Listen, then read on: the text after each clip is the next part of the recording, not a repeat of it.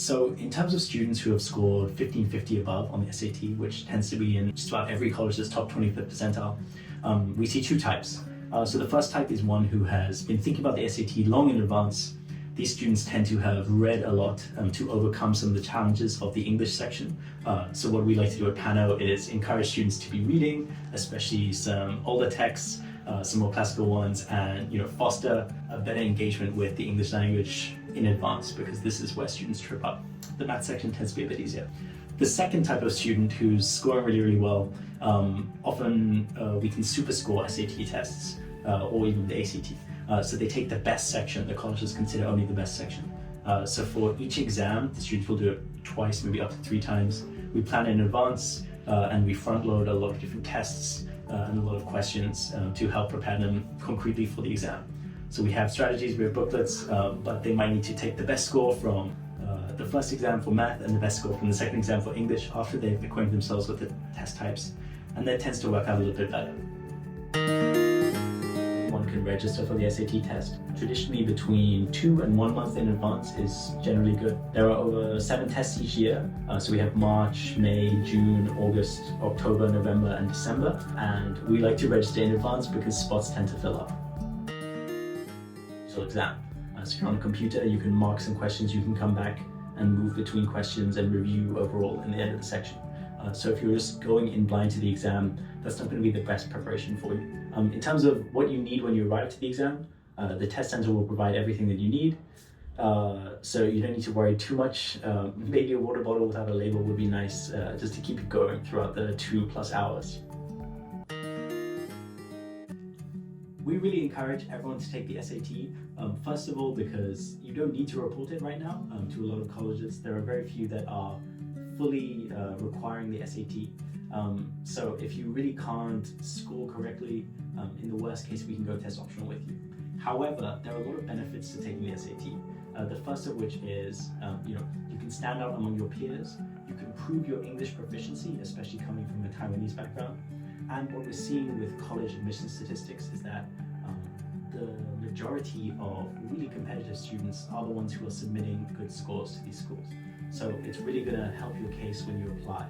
So we really encourage anyone applying to the US, the UK a bit less so, but actually can factor in to be taking the digital SAT test. So preparing for the SAT takes anywhere from a lifetime to a couple of months.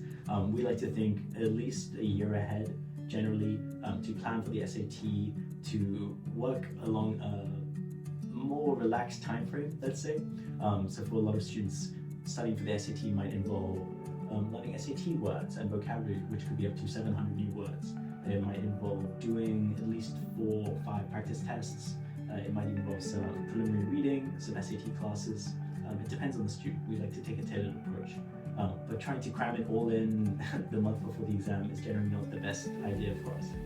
And it's not really what we recommend. So preparing for the SAT, generally between 1 year and 6 months, together with the English curriculum and math curriculum that you already have at school. So about 2 weeks, or exactly 2 weeks after taking your digital SAT test, your score will be released, which is wonderful, and you can submit to colleges, but it might take a while for it to arrive.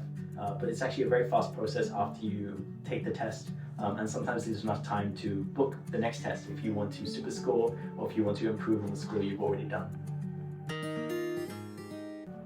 So College Board is always working to improve their tests, improve the diagnostic features, and enable access for everyone. I think with the old SAT, it was quite a long test. It was over 3 hours. There were a lot of different questions. A lot of them relied on one passage as well. Whereas in this new SAT, what we're seeing is one question to one passage. So they're not spilling over across lots of different questions. It's a lot more streamlined, a lot more efficient as well. And there are some really exciting features in the digital SAT. So it's become a bit of an adaptive test.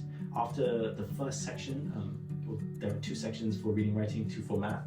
After the first section of reading, writing, if you've scored very highly, it can deliver a harder set of problems to you in the second section, and the same for math as well. So we're seeing some really nice adaptive features from College Board. We're seeing it cut down and more responsive to student needs and demands. you're looking to kickstart your SAT and begin your journey to America, we would welcome you to any one of our classes. We have classes over Christmas, winter, spring, and also summer in quite a lot of places. So I'll give a full listing here. And if you're a little bit younger and you're looking to really develop some fundamentals and prepare well ahead of time for your SAT to facilitate your journey, we also have junior pre-SAT classes. So you can send your young one over to us and we'll get them on the right. So welcome even younger ones. So if you're trying to get a head start on your SAT learning, if you're trying to set yourself off on a lifelong adventure of reading and of critical analysis of text and mathematics, we offer pre-SAT classes as well. So we welcome you to those.